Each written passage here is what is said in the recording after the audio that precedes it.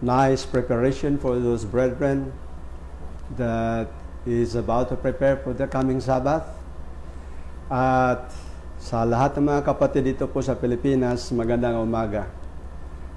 Quiero también saludar a todos los hermanos, los que hablan españoles, and all our brethren around the world who are able to join with us in this special study.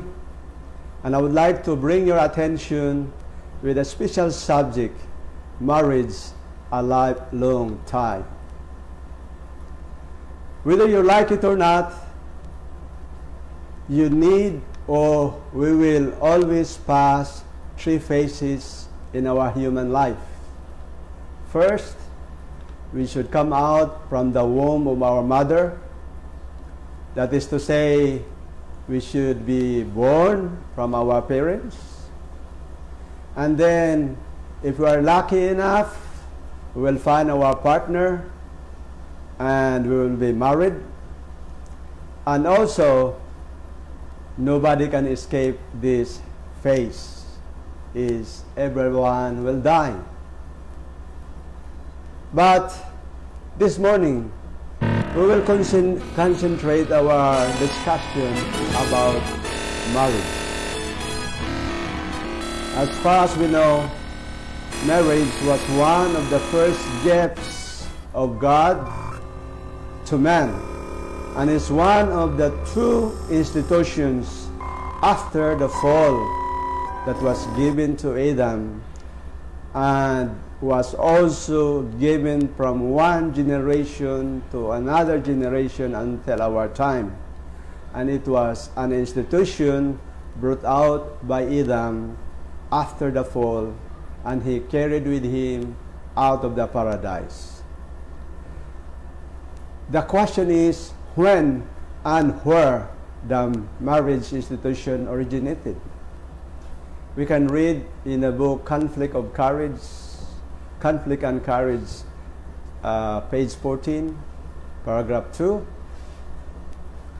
After the creation of Adam, every living creature was brought before him to be named.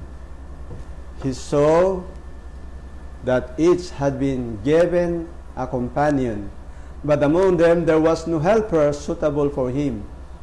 So Adam was looking and naming all the animals that he saw that was with him in the surroundings, and started to name one by one of them. And he was so surprised that every animal has its partner, but no partner for him. And you know, it was sad for Adam. And even the Lord was not so happy looking that Adam was alone. And then God said, I will make him a helpmeet. What does it mean? I will create a partner for him. Just to say, I will create a wife for him. How? How did the Lord created the wife of Adam? Let us read in Genesis chapter 2, 23 and 24. When Adam was in that stage of loneliness, the Lord placed him in a deep sleep. And out of one of the ribs, he took one rib and formed Eve, I should say, and introduced to Adam. And then, in that introduction, the Lord established the first marriage. And, you know, that marriage was very, very memorial, and that will be continued from one generation to another generation until our time. And what was the exclamation of Adam when he saw Eve? Ano pong sabi dito sa Genesis 2:23 and 24? Then Adam said, "This is now bone of my bones, and flesh of my flesh, shall be called woman, because from man she was taken." dito po makikita natin na very close ang relationship between men and women. Why? Dahil po, kinuha si Eve dito po sa kaniyang bone. Kaya, very close ang kaniyang relationship. At sabi po dito sa Genesis 2:23 and 24, ito na po ang law of marriage. Ano pong sinabi dito? For this reason, a man shall leave his father and mother and cleaves to his wife, and they become one flesh. We can make a conclusion right here that marriage has three factors. Number one, the person or the man should leave his parents. Number two, cleave with his wife. And number three, become one flesh. And the second factor that we need to understand in marriage, that marriage will be done between an opposite sex. That is to say, that it should be done between man and a woman. Not from man to man, or from women to women, or from men to animals. It cannot be. So it cannot be Peter and James, marriage between Jane and Mary, or a woman to an animal, or a man to an animal. That is perversion. And you know, that is the original plan of marriage. I don't know how the new generations today, where did they get that idea about the plan of marriage? And why is it that Eve was taken out from one of the ribs of Adam? Let us see, Adventist Home 25, paragraph 3. Eve was created from a rib taken from Adam's side. This fact means that she should not dominate as the head, nor should be humiliated and trampled underfoot as inferior, but rather should be at his side as an equal, to be loved and protected by him. It means that when Eve was created, it was not designed that Eve should dominate Adam. She was taken from the rib so that Eve must be equal position with the husband, equal position with Adam. She was not taken from the feet to be trampled upon. She was not taken from the hand to be what? To be molested, to be boxed upon, to be placed in pain or subjected by molestation of the husband. But she was taken from the right side, from a rib, because she should be understood to be the right partner of the man and to have equal right of the man. Now, who was the one who celebrated the marriage? We understand that God himself was the originator of the marriage celebration, and he was the author of it. So nobody can change it because it was planned and established by the great lawgiver and the great creator. Now, what about the desire of God to every family? Do you think God wants us to have a miserable family or to be a happy family? We understand that Jesus wants to see a happy marriages, a happy parasites.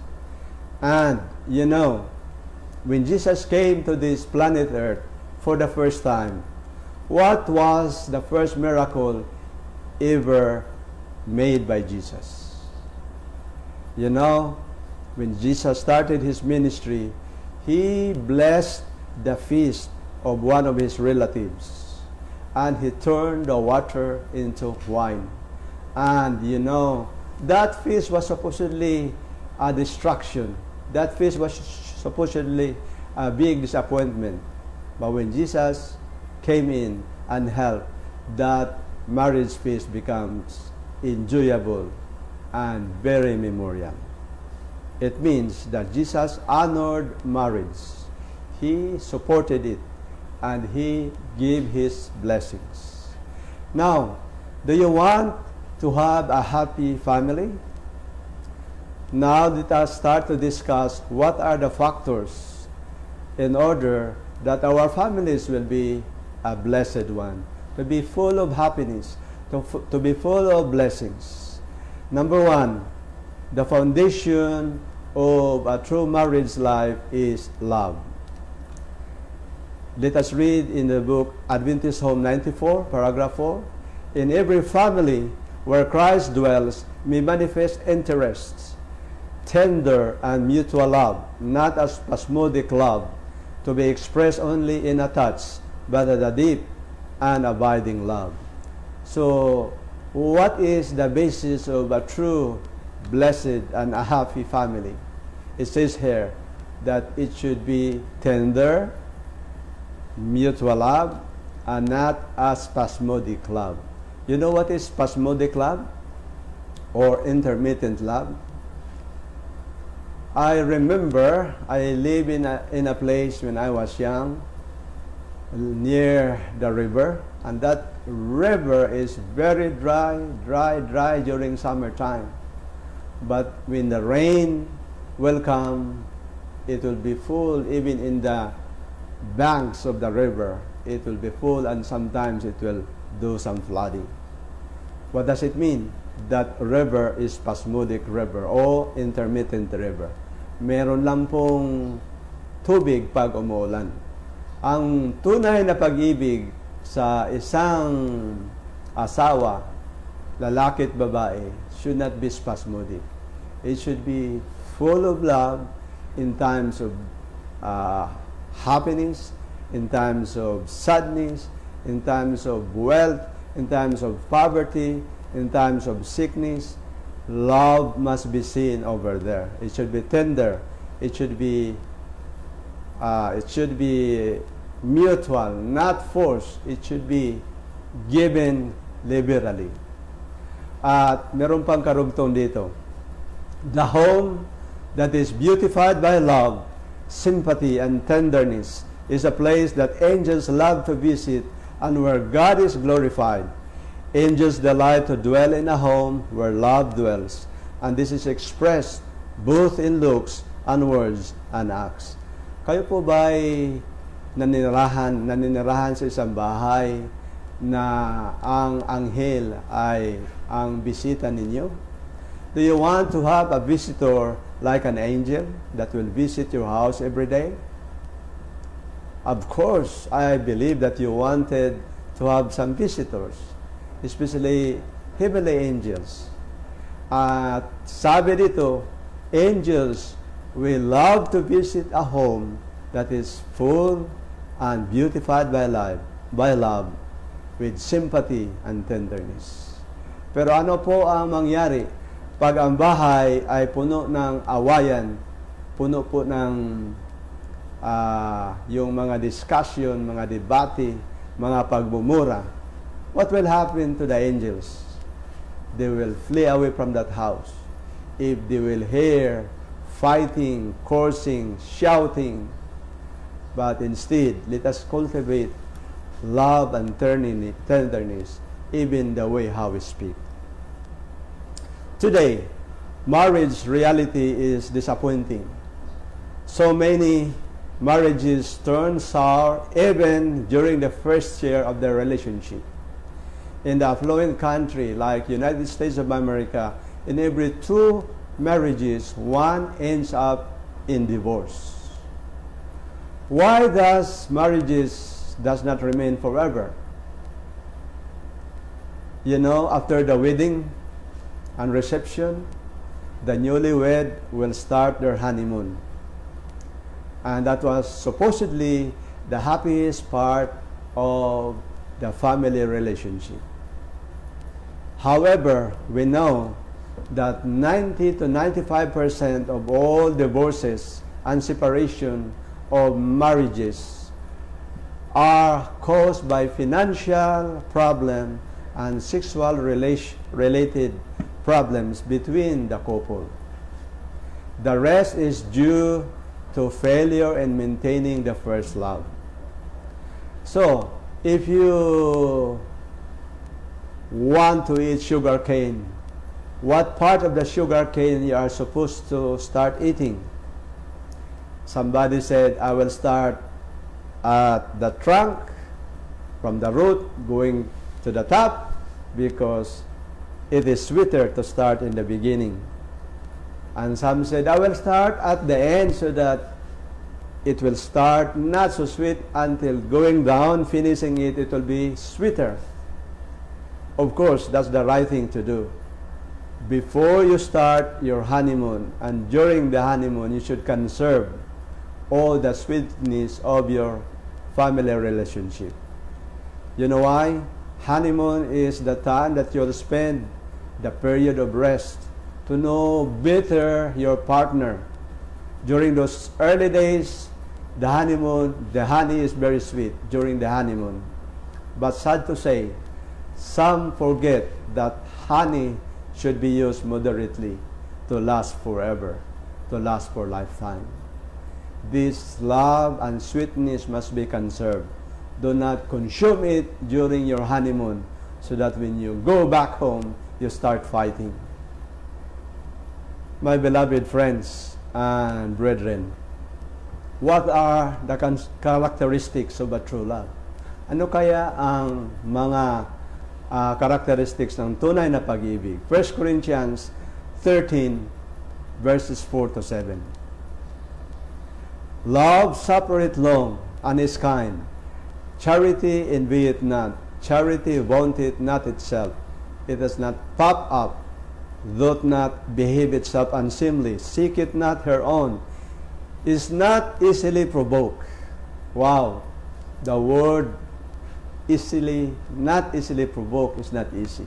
I cannot guarantee, even me, myself, sometimes when we are very stressed out, when we are very tired, we are easily to be angry, right? But what is the goal? What is the goal supposedly we should do when there are trying times in our lives? Because you know, real relationships have happiness and sadness, success and failures, excitements and disappointments. Ano ba ang goal natin? Sabi dito mga kaibigan, love is caring for each other, even if you are angry. Wow! Can you do that? Can you care? Can you show care to your partner even if you are angry? I think that's impossible. But whether you like it or not, if you want to maintain your family relationship, you should do that. Why? The strongest person is the first person to say, I'm sorry. Ito pinakamahirap. Sino ba talaga ang magsimula na magsabi, please, forgive me? Pag siya po magsimula, siya po ang pinaka-strongest na tao. At isa pong payo, don't sleep without reconciling with a problem. But if you love someone, you must always be a nice and sweet person. Do not try to provoke others, especially your partner.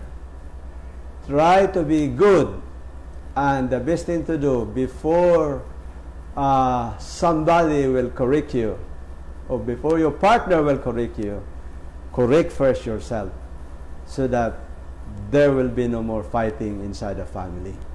You know, if you love someone, you must always be nice, and to become a sweet person like sugar cane. Eh bakit po? Bakit po ang sugar cane ay isang example ng sweetness ng isang tao?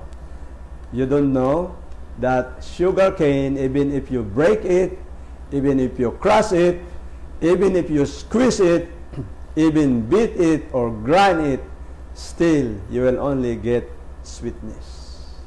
Kaya pag tunay po ka na tao na very good person, very sweet partner, very sweet husband or sweet wife, Ano bang mangyari? Whatever will happen in the family, there will be health problem, no money, there will be family problem in the house. Maintain your sweetness, maintain your goodness as the sugar cane. Ano po sabi ng 1 Corinthians 13:4-7? Let us read. He that loveth someone thinketh no evil, rejoiceth not in iniquity, but rejoiceth in the truth, beareth all things, believeth all things, hopeth all things, endureth all things. Dito po ang gusto kong i-emphasize yung sinasabi, endureth all things. Kasi po, maraming mga pamilya na hindi po nag-endure. Within just 1 year after marriage, wala na, separated na. Pero ang tunay po na pag-ibig ay till death do us part. Meron tayong ipakita dito na picture, mga kapatid. I just want to see you, I'll show you some pictures. Na ang tunay po na pag-ibig ay ganito. Kahit po matatanda na, ay nandoon pa rin ang pag-ibig. True love has no expiry date. Even in old age relationship, love should grow sweeter. And caring will never stop from each other. Pag matanda na, nandoon pa rin yung pagkikare sa bawat isa. Don't forget that when you become older, the longer you stay together, the sweeter. Ito'y pambihira makikita ngayon, mga kapatid.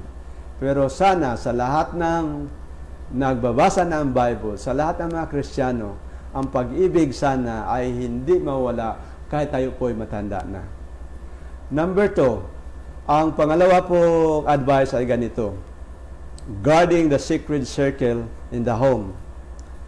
Some persons are marrying their partner because they are beautiful, because their partner has money, and maybe has some social status.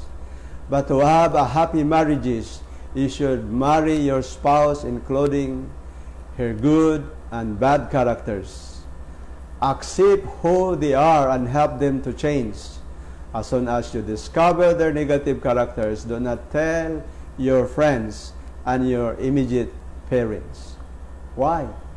Kapag kayo po'y tunay na umiibig sa inyong asawa, sa inyong partner, ang lahat ng mga sekreto ay dapat sekreto lang ng family. Ano po sinasabi ng Adventist Home 177? Let us read. Adventist Home 177. There exists in every family a sacred circle to be preserved. No other person has the right to cross the sacred circle. The husband and wife must be united to each other. What does it mean? There is a secret circle among or between the husband and wife. Nobody should know this. The difficulty, the personal problem of the husband, it should be entombed by the wife to herself. So what does it mean? The woman must be the tomb of the personal problem of the husband, and also the husband must be the tomb of the personal problem of the wife.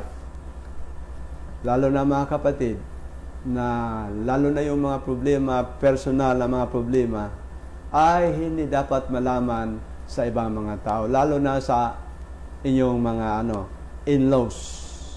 Eh bakit po? The father-in-law, the mother-in-law, when they will know about that, they will come in. And once they will come in, they will provoke what?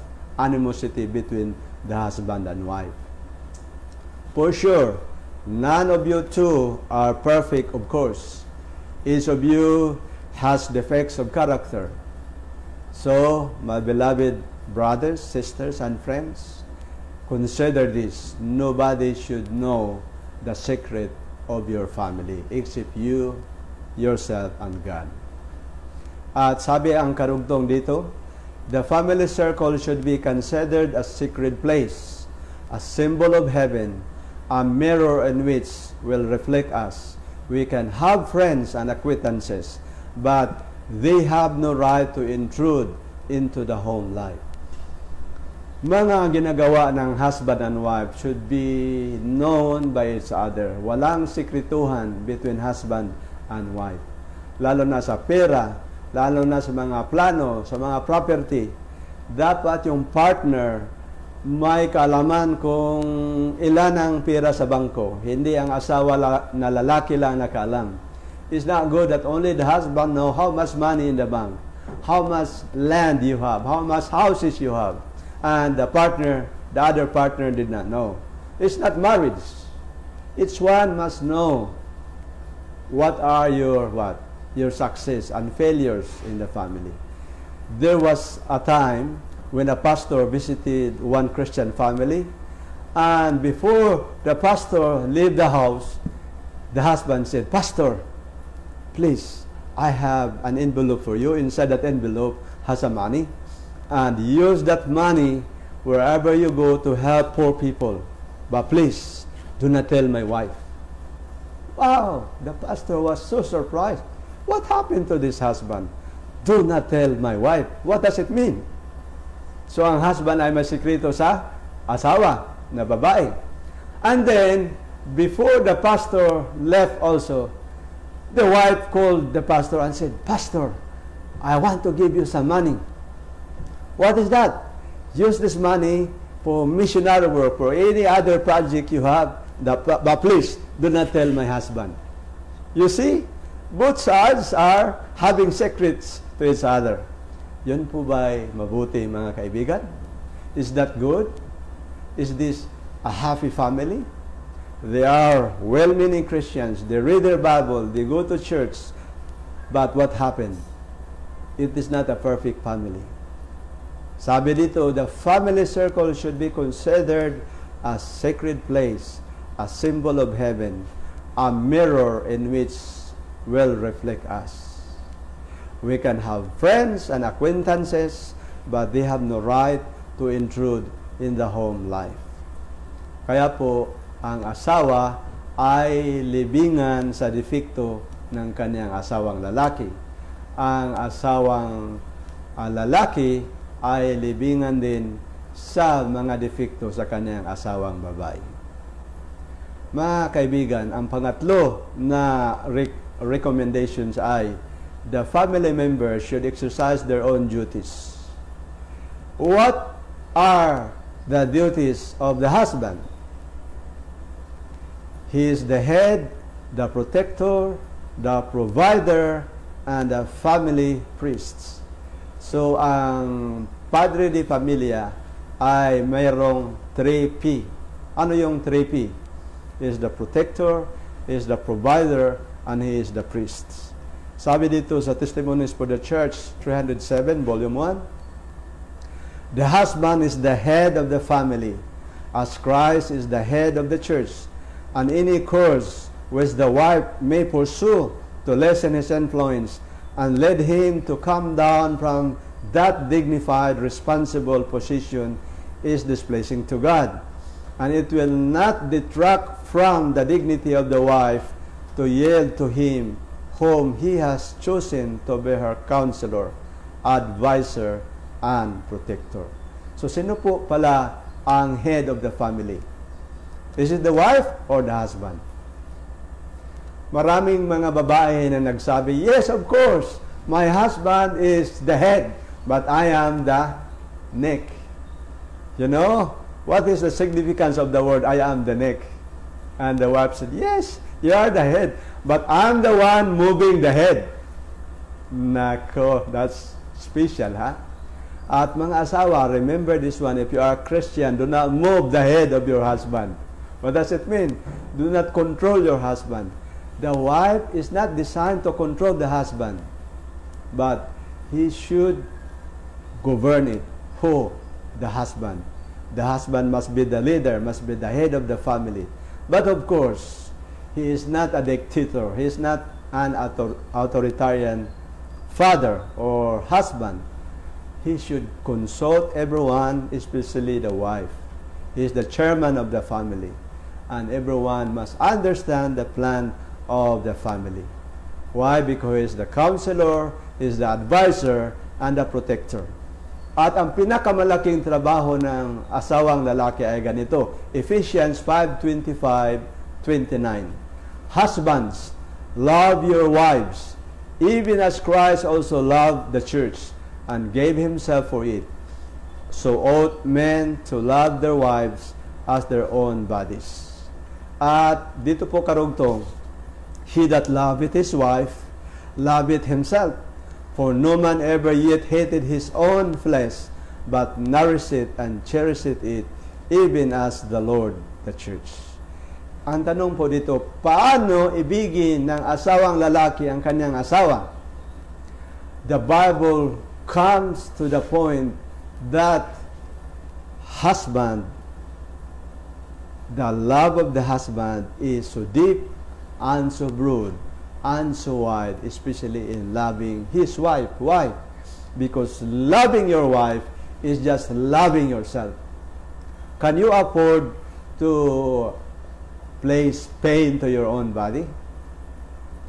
Can you afford to hate yourself? Because your wife is your second self. Once you are married, you become one.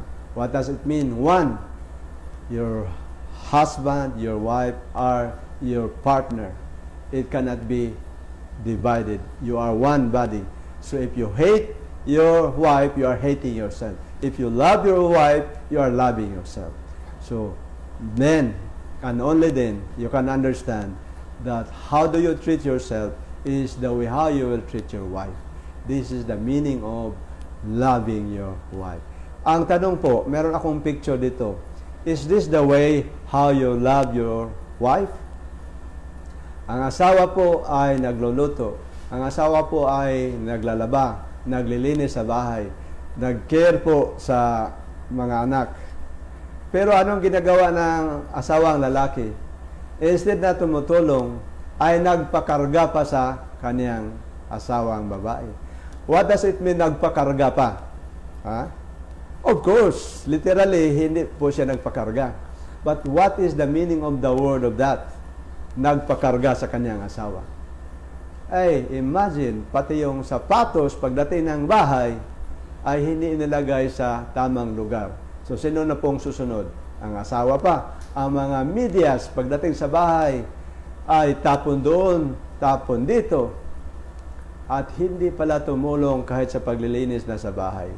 Kahit sa pag-pick up ng isang walis, ay hindi gawin ng asawa. Lahat ng trabaho ay sa asawa na. At sobra pang demanding. Kukunin mo yung pakikuha ng damit ko doon, at ang asawa masyadong busy doon sa kitchen. At mag-demand pa yung asawang lalaki. Is that caring to the wife? And it is not also downgrading to husband to help any family chores. It is really what? Very, very honorable for a husband to help any chores in the house if he is not so busy, right? Especially in caring the children. Husband must help the wife. Imagine what will happen to your wife if she's the one doing everything from caring the children, cleaning the house. Less than 1 year or 2 years or 5 years, that wife will flee away from your house. Right? Kaya minsan sa Tagalog sinasabi na may mga asawa na pasaway, pabigat, pabaya. Instead, tatlong P, priest, protector, and provider. Ano na ngayon ang nangyari sa husband? Nagiging pasaway, pabigat, at pabaya. In English po, troublesome, burdensome, and negligent. Kaya, is this the way how husbands love their wives? Pangalawang tungkulin ng asawang lalaki ay he should be the provider of the family.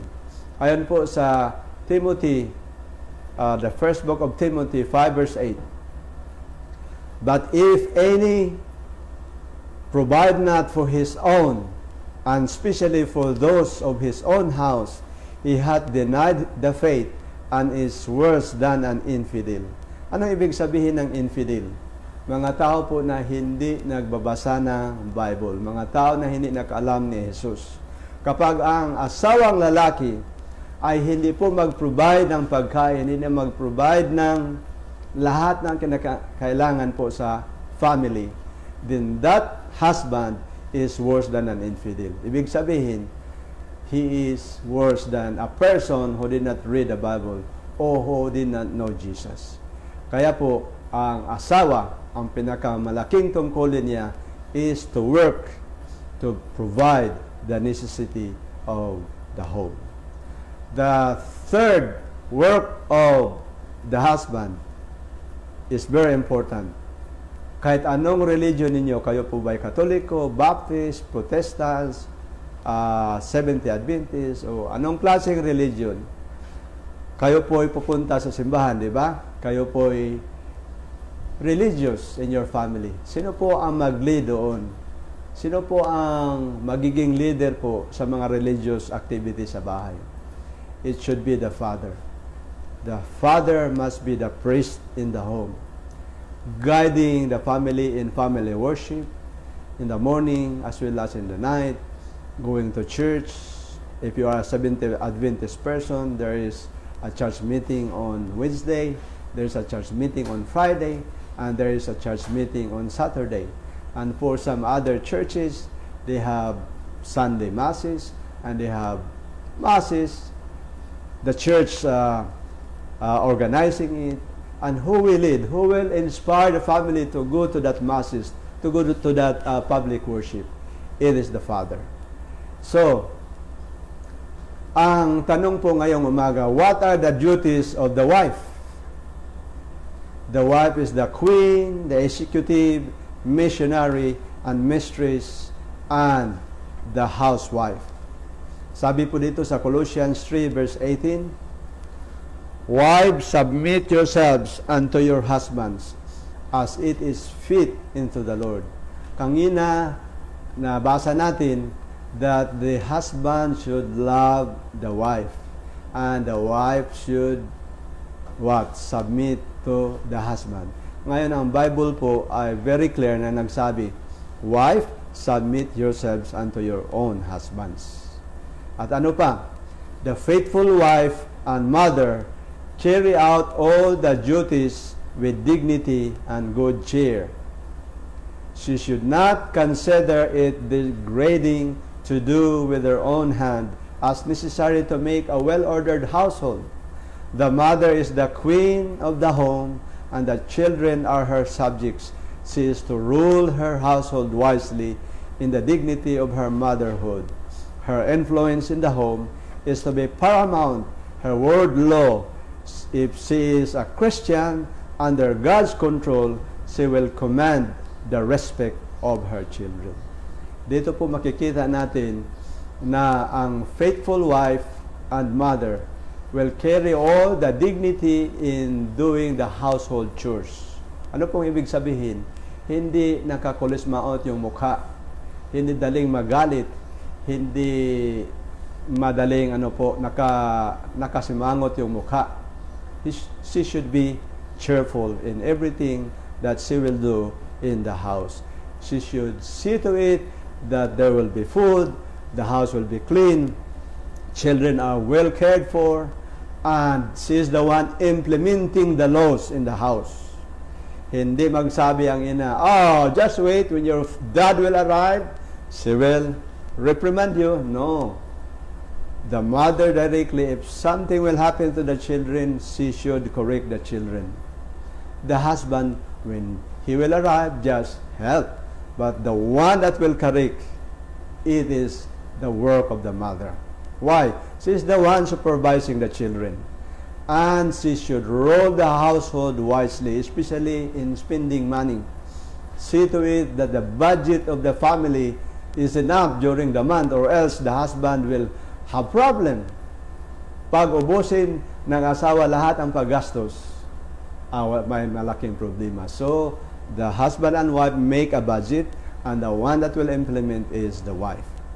Now, if the wife will do that one, first, cleaning the house, see to it that the house is properly taken care of, and the food is ready, children are well cared, and she should be the administrator of the home, then what kind of mother will be that woman? She will command respect to her children and to the husband. At alam po natin, home is not a home without a mother. A faithful wife should be honored. She is the one producing a faithful minister, a pastors, lawyers, doctors, and many other successful people. At the back of a successful husband, there is a faithful wife. How important a mother in the home? Mga kaibigan, pag walang nanay, mga kaibigan, ang bahay po ay wasak.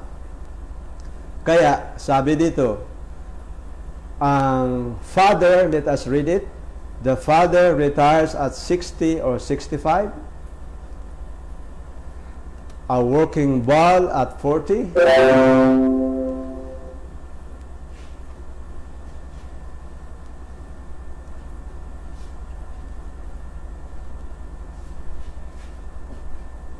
a dog at 20, monkey will retire at 20,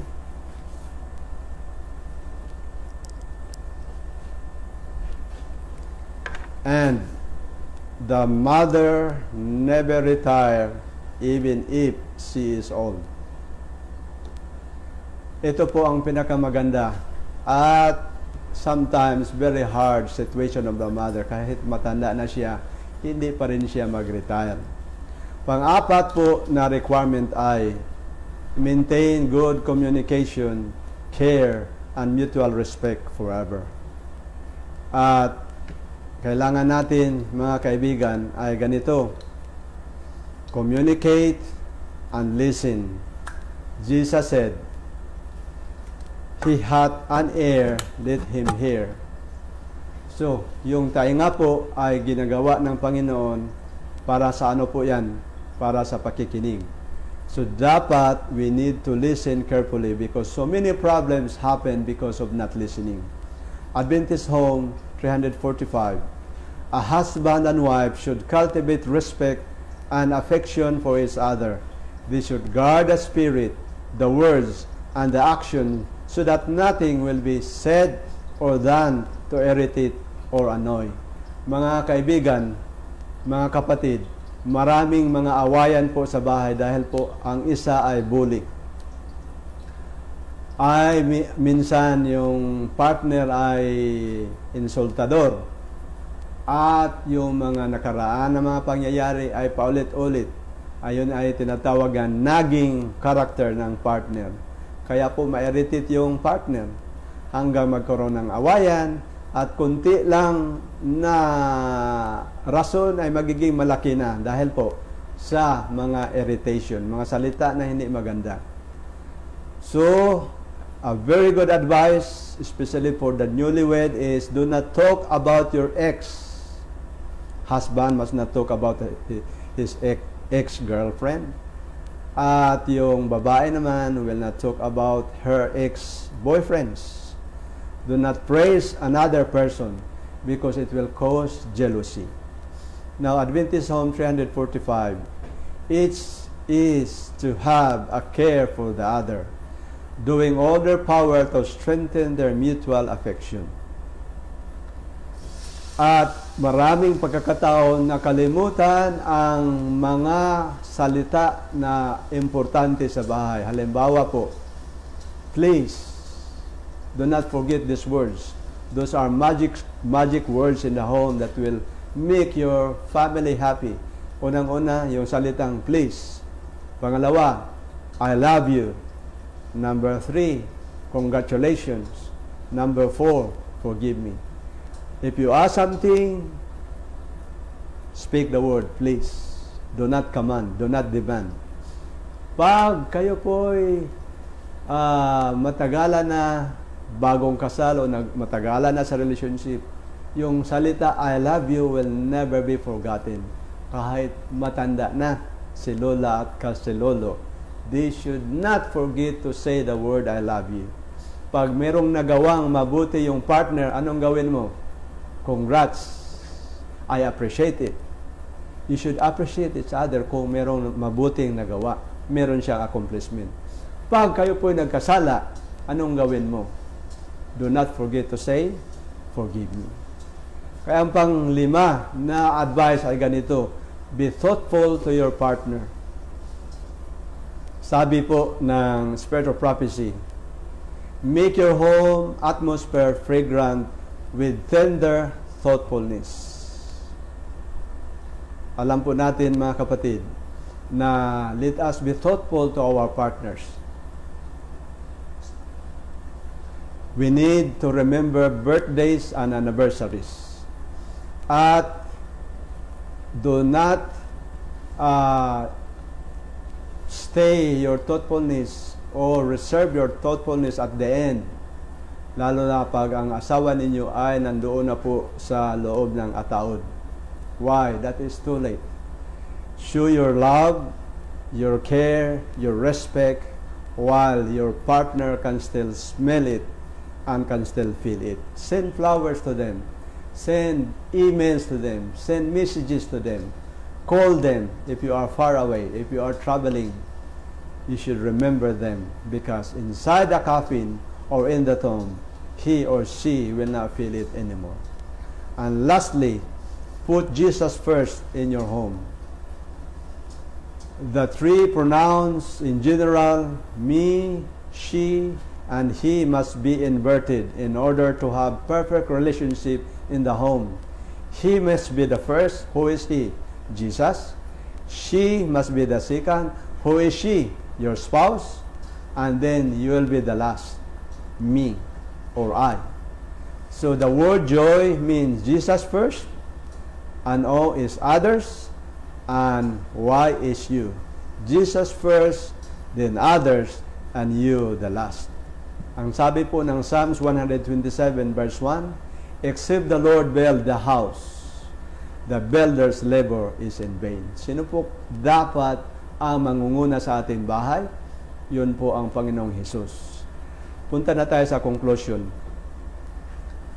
Bring Jesus into your homes. If heaven is a good place, why not make home a little heaven down here? How to make our home a little heaven down here? Bring Jesus to our homes. Many families committed a great error upon the notion that money is everything that we need to be happy. Yes, money can buy bed, but not sleep. Money can buy medicine, but not a cure. Money can buy bread, but not satisfaction. Money can buy a house, but not a home. Money can buy almost everything, but not happiness. Who can only bring complete and full happiness in the home? Adventist Home 24. Let us read. Only the presence of Christ can bring happiness to men and women. Christ can transform all common water into a heavenly wine. The home then becomes an Eden of bliss. The family, a beautiful symbol of the heavenly family. Kaya po, kung gusto niyo makakaroon ng total and full happiness, bring Jesus to your home. He should be your visitor, your counselor, your ever-present help in the time of trouble. May the Lord bless you and give you peace. Let us give the last song as we complete our study, and let us listen to it.